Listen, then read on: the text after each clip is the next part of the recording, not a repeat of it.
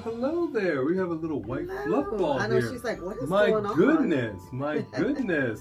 Welcome to another episode of A&B Convos Reacts. And it is that time. I'm talking about season 4. See, y'all, you don't get a snack every time we film. We're not live. Why don't they cooperate? But that's quite all right. That's cool. You know what? Y'all already had one. Okay, I'll tell you what. Season 4 of Stranger Things. Man, let me tell you, this was a very interesting season for various reasons. If I'm not mistaken, you weren't really feeling it at first. Oh gosh, I hated it. The first couple episodes. Oh wait, you what? Hated it! Yeah, no. The first couple episodes were torture for me. I don't do well with bullies, and I didn't even realize how much it still bothers me until I saw this show. I had no qualms with her hitting that girl in the face with a skate. You got knocked the out, bitch! They weren't even people to me anymore. I just was like, get him. I was mad that she was the only one that got hit. And so, you know, the fact that she would always be like, friends don't lie, and yet she just steadily was lying to him. Right out the of the season. I'm not even clear on why she was lying still. So yeah, I'm not sure. I don't even get that part of it, why she was lying, but yeah, of course the lack of communication really carried over into this season, but taking a child back into a PTSD situation to make them, like her waking up, she's in the bed, they've cut her hair, her drawings on the wall, she's in the gown. I just have an over empathy issue. So I felt like her being re-tortured and being there again was so awful. I liked the way that she reacted to it, but it was all sad. Like the first couple episodes of the season were just made me feel bad. I don't need to watch stuff that makes me feel bad. It's not what I get into it for. I don't know. I mean, I've said that myself. That's one of the reasons that I like to watch TV and movies, because it is a reality break for me. I don't really like to be tethered to reality. Now, I'll watch documentaries and, you know, reality series and stuff like that, but it's still not my real life. I don't like things that just have me held down to what is going on for me. I want to just be taken out of that for a little while, and that's what Stranger Things did for me in this season. Like you had said, right out of the gate, you have a situation where there's a separation between Mike and Elle, and she is writing, and you're kind of believing at first, initially, what's going on, and then it turns out not so much. And you have to keep in mind that this girl, for lack of a better phrase, was homeschooled. I mean, you know, and we did see Papa, you know, did apparently make a comeback, but she was homeschooled, so her social skills... She wasn't even schooled at all. She was taught how to use her mind, not use her words or her pen. Her sociability was non-existent, so she's trying to present to Mike something that is making him believe something, but I think... Like that she's normal? Yeah, but I think it was actually to her detriment, because as we saw later on in the season, when they were having a communication, Mike called it their first real fight, and she's like, you know, dear, you know, from Mike, and nothing was love, Mike. Do you even love me anymore? Now, for me in a relationship, I'm like, oh, here we go. No, I don't love you anymore. I found a new pro. Doses. I didn't say that, but he wasn't saying that, and so, like you were saying, as part of communication issues, she's perceiving that one way, and he didn't mean it in that way. He was thinking something else. So the communication, and that just really seemed to be, like you said, kind of carried over, and just this theme where there's a lack of communication, but then they did ultimately sort of figure out how to do that, really more towards the end, where they're using flashlights, they're writing stuff down, so it kind of got there. Yeah. No, early on the show, we were able to decipher that this season, the same way that I said last season, that they were totally using the blog because they're using 80 shows, 80 movies, 80 situations. So, and we said the same thing with the Russia thing, like really that would have been a big deal in the 80s. So they still had Russia in this one, but they had this Freddy Krueger thing going. It's Nightmare on Elm Street where they're falling asleep, you're watching the kids levitate and die in front of you. It's not making any sense. You can't. And I was like, this is Freddy Krueger. This is Nightmare on Elm Street. So for those writers to bring it full circle, and then they go to the jail cell to interview this man who's guilty of all the same kind of murders. And it is Freddy Krueger. It's Robert Robert Englund, who my dad actually went to school with. So yeah, I love that. Like I love that they bring that full circle.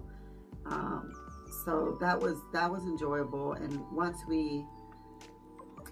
it's kind of hard because this is a hard season. Like the first season, she was just powerful and she's just whooping butt. And I guess they're saving that for the season finale because she's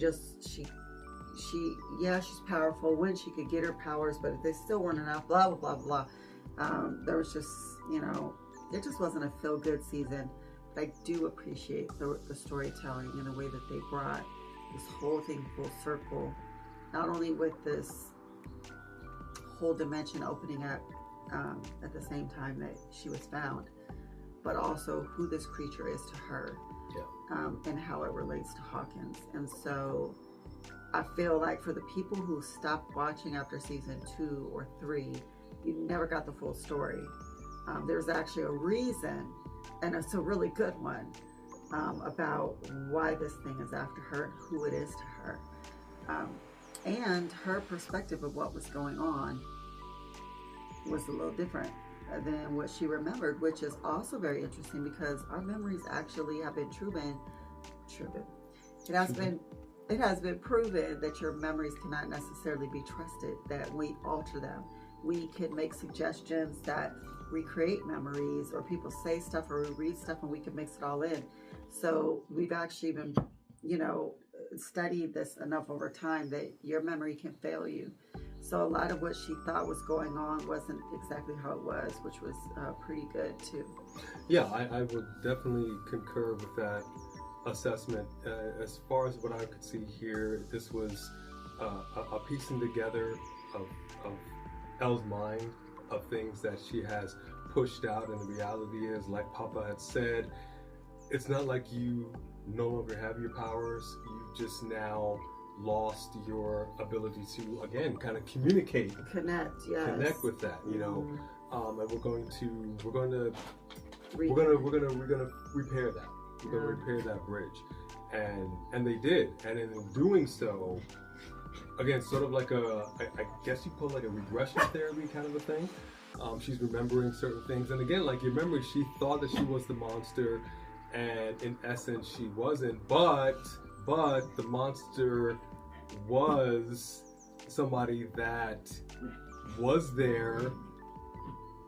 That I basically, in her trying to save herself and save, I guess, whoever might still be alive, she created this creature, and in doing so, she created this monster. This is a monster. Although he was what he was, and what was interesting is I didn't make the connection at first when you're seeing the flashes and you're seeing everybody's dead in the arms or kind of whatever, and you're also seeing that this is what's happening with this creature that we don't really know anything about. The bones getting broken, the eyes are getting taken out, and that's just sick and twisted. And that's what this person was doing before he was pushed off into this other dimension. So he's had some time to kind of think. It's sort of like Superman when they were cast into the Shadow Realm, and they've had some time to kind of marinate on how they're going to get back and kind of get their vengeance, if you will. So he formulated a whole plan, and everything was just kind of falling right into place for the most part. The thing is, like you had said with Freddy Krueger, and we've seen in other films as well, is that they generally will underestimate the power of these kids when they are able to communicate and kind of come together. Like we said, we saw that with Nightmare on Elm Street. We saw that more recently with It, and we're seeing it here in Stranger Things. So I really did appreciate that. Yeah, and I think too, seeing they seem to be bringing characters in just for us to like them and then kill them off with each season. Oh. But Eddie! I almost got, well, I knew Eddie was going to die, but I almost got worried that they were going to kill off Max. They did. And then Elle brought her back. Yeah. But it was crazy to watch Max get her arm and leg broken. Like, that was brutal too. At least she didn't feel it. That's the one thing that you got to say, that you're not actually feeling the pain. I couldn't even imagine, because literally both legs and both arms snapped. Okay, at least she didn't get her eyes sucking out. No. But whatever happens now, I don't know. We're about to slide into season 5. I'm excited about that. I will say this much: talking about Eddie, talking about their Hellfire Club. Another thing that I really appreciated was where it was kind of in sci-fi, but the realism of it, where you've got this club that's being made out to be a certain way. You've got these jocks, if you will, and Lucas is trying to be a part of that. He's on the basketball team, and I've been there. Right.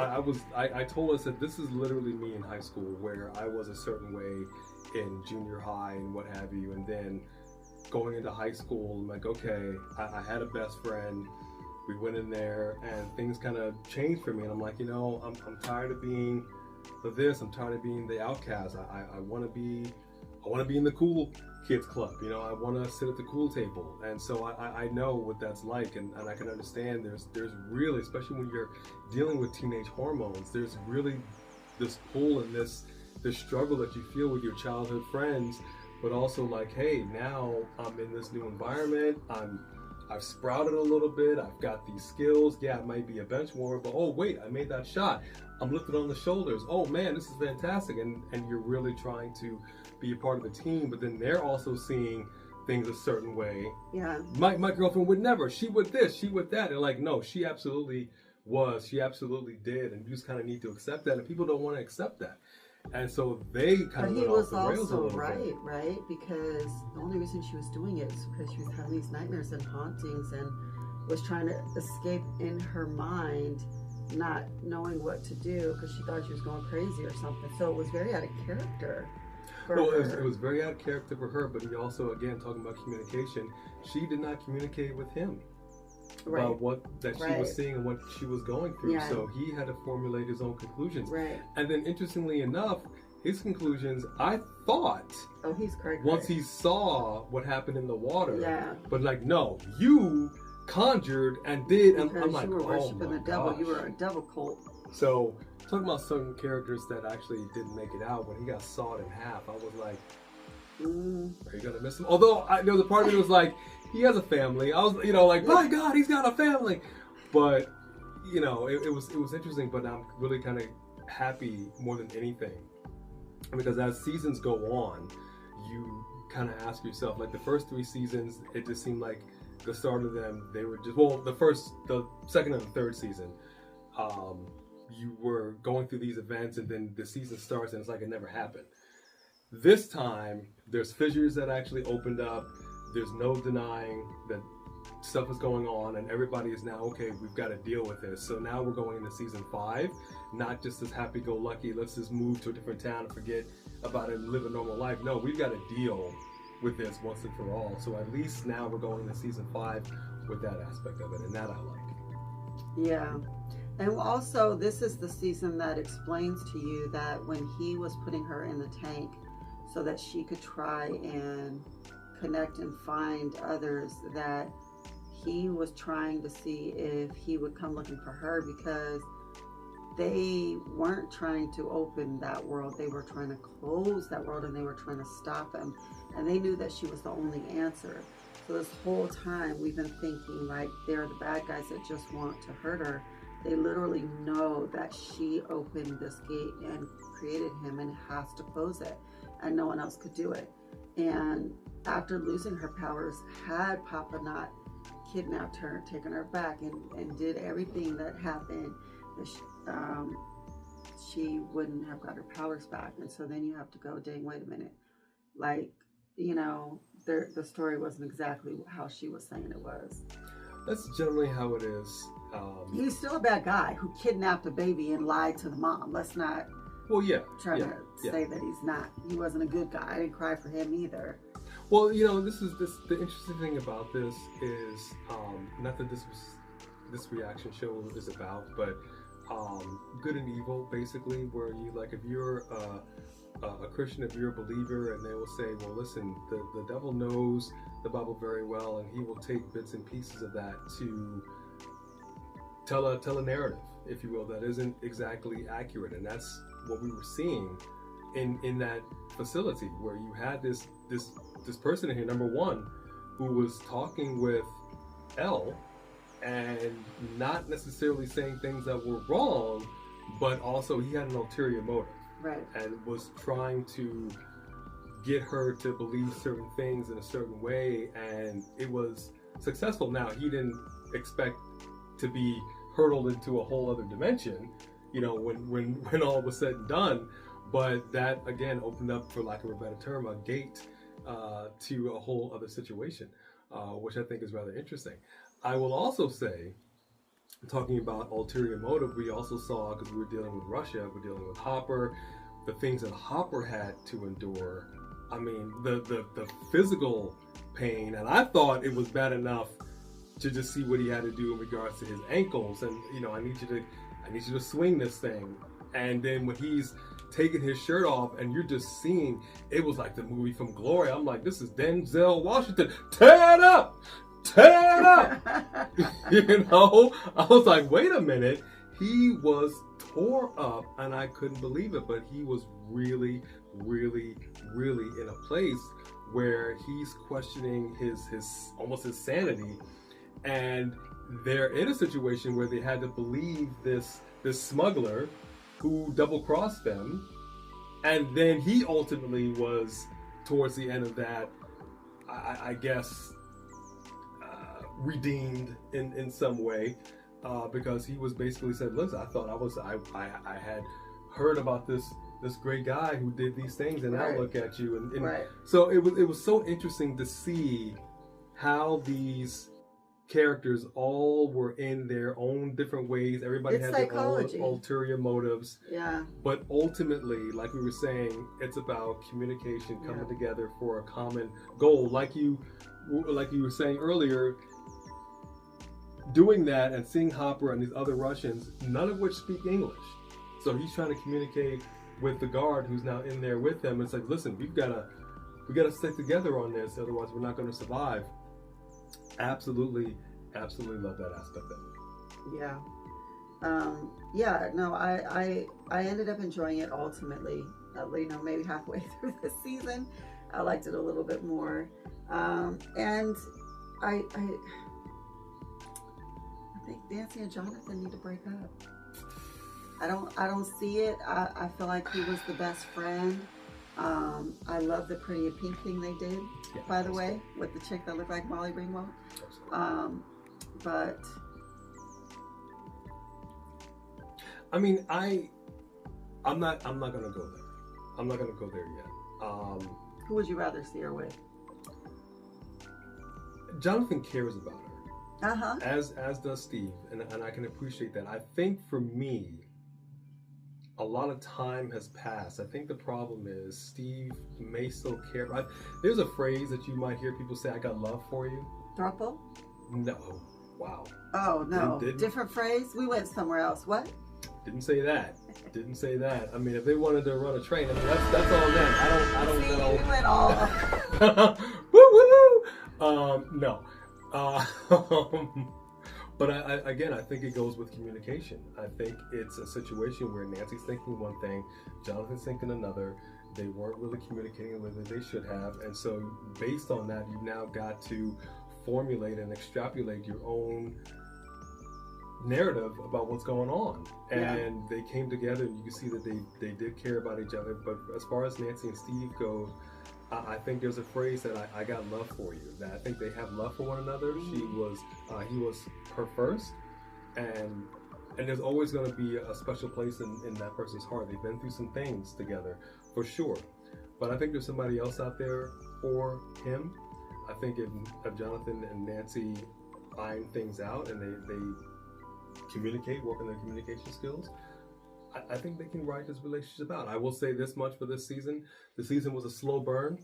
It really took a minute for it to rev up. It really did.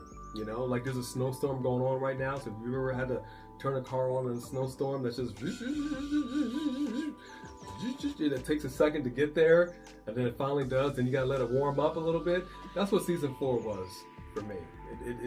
I'm like, what's going on? These first couple of episodes, I'm like, but then it simmered. Then we finally got there, and a lot was explained, and I did appreciate that. So I'm really anxious to see where these relationships are going to go. Yeah. In season 5. Yeah, and what we plan on doing for season 5 is we are going to binge season 5 until the season finale. Probably as a 2-parter, since we already had a 2-parter.